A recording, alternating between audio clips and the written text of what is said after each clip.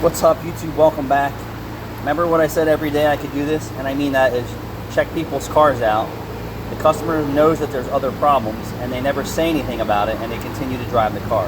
So for example, we have this vehicle here because his tire light's on. The exhaust system is loud as hell. He's running the air conditioner with the windows up in this small cab area. So it really doesn't make a difference. Carbon monoxide will knock you out cold and you won't even know it. Carbon monoxide is an odorless, poisonous gas, and sometimes you can smell it with oil and carbon burning in with it. But in most cases, it'll creep right up on you. You'll fall asleep at the wheel, and that's the end of you and whoever else is in your path.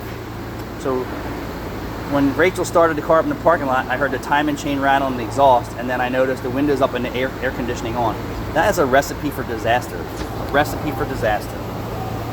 Ready? Yeah, so that all in the engine bay is coming through your vents and it's going to poison you and knock you out. Fix your car, people.